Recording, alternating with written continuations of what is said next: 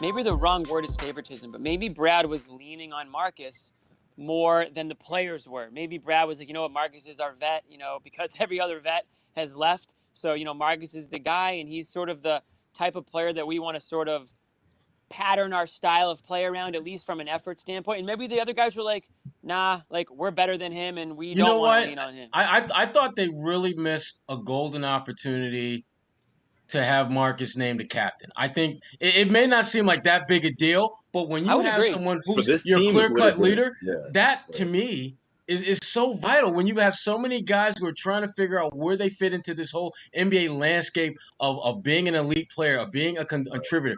When you have a specific player who has a very specific strength that is still something that is strong in the league, which Marcus does as a defender, why would you not make him your leader? Don't you want guys to be more like him? I'm not talking about jacking all the shots. I'm talking about the effort that has defined who he is. The fact that he has not been named the captain. I mean, if you're Jason Tatum, if you're, Jaylen Brown, if you're these other guys, as much as Marcus may be setting the right example with his play, there's a part of you that's going to be thinking, but if he was really the guy we're supposed to follow, they would have made sure that we made him the guy to follow. And I feel bad for him because he's earned the right to be the captain of his team. You know what this reminded me of exactly was, and again, to do a cross sports reference here, the last days of Terry Francona, when you had, this was a guy who everybody liked and a player's manager, and you had a Dustin Pedroia relationship where Dustin would go in there and play cribbage with Tito. And then you got Dustin was a guy who was once respected, but then you got this vibe that he was like a narc or on the coach's side. And that's and again, I don't know how much of this is true. It just made me think, like, did the relationship between Brad and Smart and the fact that Brad was leaning more on Smart because he's like, you're my guy, you got to get these guys to play, I can't get them to play, do this thing, did it all of a sudden create a divide where now the two of them are the opposition, on one side and everybody else is over here? You went from Marcus being our heart and soul, our teammate, our leader, to kind of like, oh, now he's the narc and he's in there with Brad and he's got Brad's ear and he can do no wrong, but now he's going to tell us what to do. And again, we don't know because we don't know how much of this, I don't want to say is right or wrong, but again, a lot of this is based off of there's two sides to perception, somebody's perception that this is how the relationship went. It would, however, make sense because all season long we questioned, why aren't they responding to Marcus? I thought they revered this guy, and that's what's so strange about all of it. Brad was the can do no wrong boy genius coach, and Marcus was the heart and soul leader that everybody said.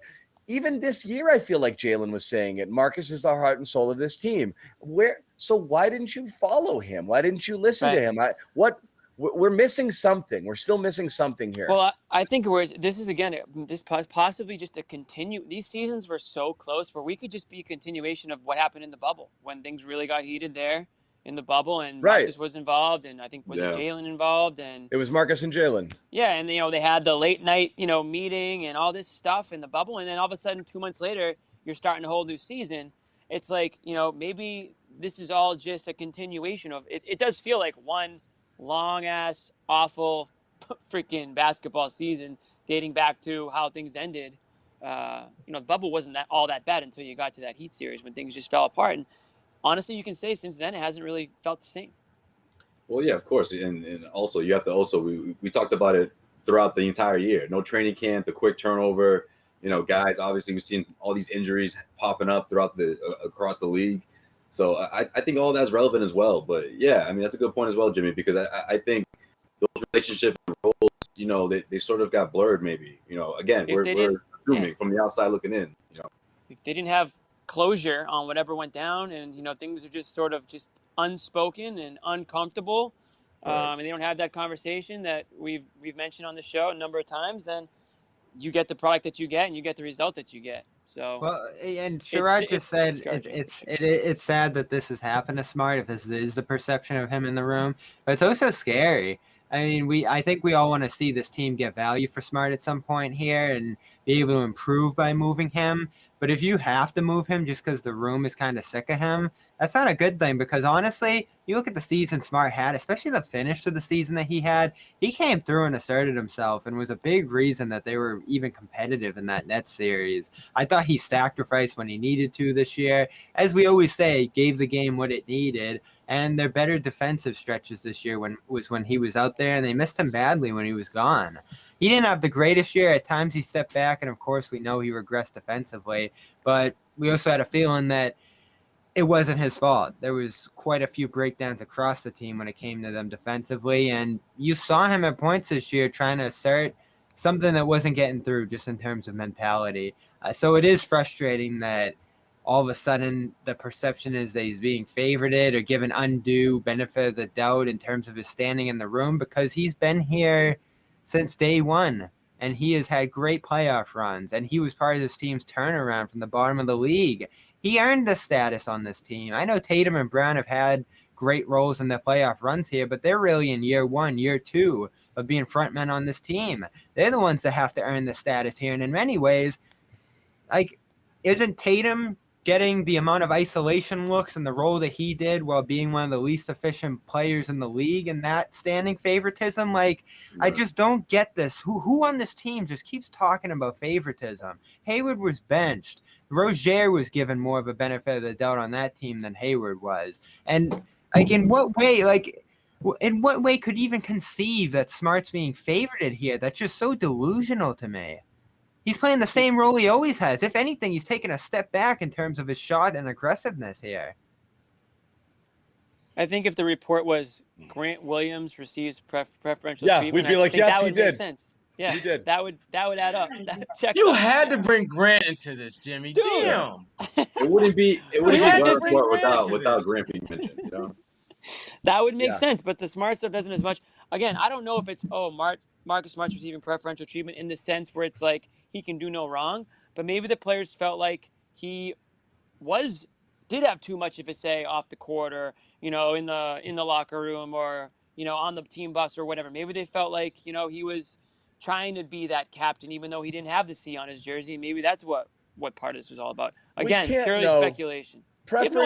Preferential treatment could just mean that. No and idea again, what it means. It does seem to jive with. Look, I mean, I'm not where we talked about this on the thread, and this was a very pro Kemba piece. This feels like whispers coming from the Kemba camp, because the two things do jive.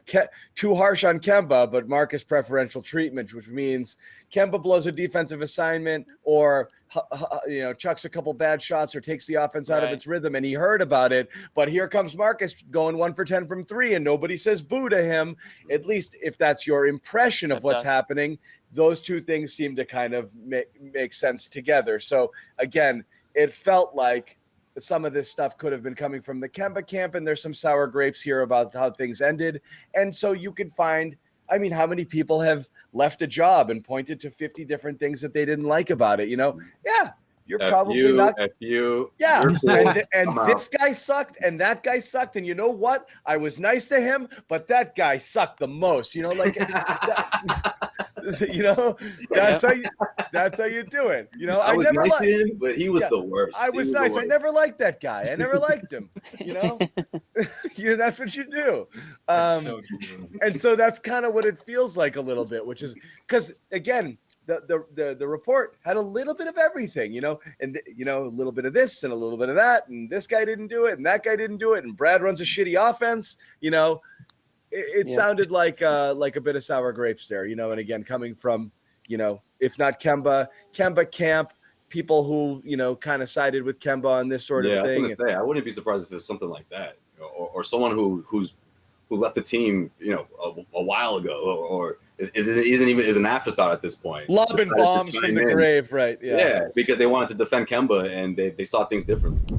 Yeah, Cedric Maxwell here. I want to take a minute to tell you about Marigold Medical. I'm used to keeping my body in great shape, but with arthritis, even the most simple everyday tasks became unbearable. As soon as I called Marigold Medical, I knew I was in good hands. No drugs, no surgery, just an experienced team of caring professionals. that wanted to get me back to doing the things I love. Make the call to Marigold Medical and get back to pain-free life.